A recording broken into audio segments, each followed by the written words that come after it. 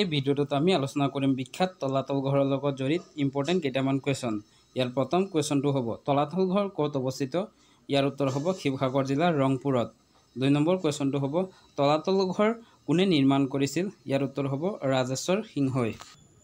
3 number কুৱেশ্যনটো হ'ল তলাতল ঘৰ ৰাজেশ্বৰ সিংহই কিমান চনত নিৰ্মাণ কৰিছিল? ইয়াৰ উত্তৰ হ'ব 1765 চনত। ইয়াৰ পিছত 4 নম্বৰ কুৱেশ্যনটো হ'ল তলাতল ঘৰ ৰুদ্ৰসিংহই কিমান চনত কাঠেৰে নিৰ্মাণ কৰিছিল? ইয়াৰ উত্তৰ হ'ব 1698 চনত। আৰু এই কাঠেৰে বনোৱা তলাতল ঘৰখন বৰ্তমান ধ্বংসস্তূপত পৰিণত হৈছে। তাৰপিছত 5 নম্বৰ কুৱেশ্যনটো হ'ব তলাতল ঘৰৰ কাৰুকাৰ্য ভাৰতৰ কোনটো সাম্ৰাজ্যৰ শিল্পকলাৰ সৈতে সাদৃশ্য দেখা যায়? ইয়াৰ উত্তৰ হ'ব মোগল সাম্ৰাজ্যৰ শিল্পকলাৰ সৈতে সাদৃশ্য থকা দেখা যায়। তাৰপিছত 6 নম্বৰ কুৱেশ্যনটো হ'ব তলাতল ঘৰ এখন কেইমহলাৰ ৰাজমহল? ইয়াৰ উত্তৰ হ'ব 7 মহলাৰ। ইয়াৰে মাটিৰ তলত আছে 3 মহলা আৰু ওপৰত আছে 4 মহলা। বৰ্তমান এই মাটিৰ তলৰ 3 মহলা বন্ধ কৰি দিয়া হৈছে। 7 নম্বৰ কুৱেশ্যনটো হ'ব তলাতল ঘৰৰ পৰা বাহিৰলৈ ওলাবলৈ কেইটা সুৰংগ আছিল? ইয়াৰ উত্তৰ হ'ব 2টা। ইয়াৰে এটা আছিল কাৰেংঘৰলৈ 16 কিলোমিটাৰ ভাট আৰু আনটো আছিল তলাতল ঘৰৰ পৰা দিখৌ নৈলৈ। ই আছিল 3 কিলোমিটাৰ দৈৰ্ঘ্য। 8 নম্বৰ কুৱেশ্যনটো হ'ব তলাতল ঘৰৰ স্থাপত্যবিদ কোন আছিল?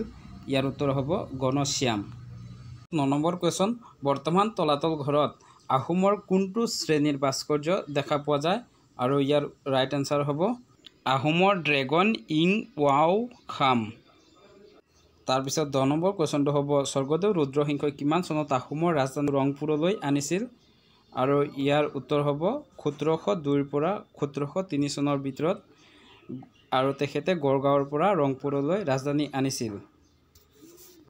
তাৰপিছত 11 নম্বৰ কুৱেশ্যনটো হ'ব তলাতল ঘৰৰ পশ্চিম দিশত থকা মন্দিৰটো কেইকোণীয়া আছিল? আৰু ইয়াৰ উত্তৰ হ'ব 8কোণীয়া। এইখিনি আছিল তলাতল ঘৰৰ লগত জড়িত কেইটামান ইম্পৰ্টেণ্ট কুৱেশ্যন। আৰু যদি তেনেকুৱা কিবা কুৱেশ্যন থাকি গ'ল তেতিয়াহ'লে আপোনালোকে কমেণ্ট কৰি জনাব।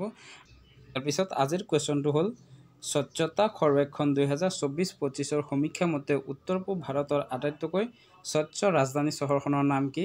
ইয়াৰ উত্তৰটো আপোনালোকে কমেণ্ট কৰি দিব বুলি আশা ৰাখিছোঁ। যদি ভিডিঅ'টো ভাল পালে লাইক কমেণ্ট শ্বেয়াৰ কৰিবলৈ নাপাহৰিব। ভিডিঅ'টো শেষলৈ চোৱাৰ বাবে ধন্যবাদ।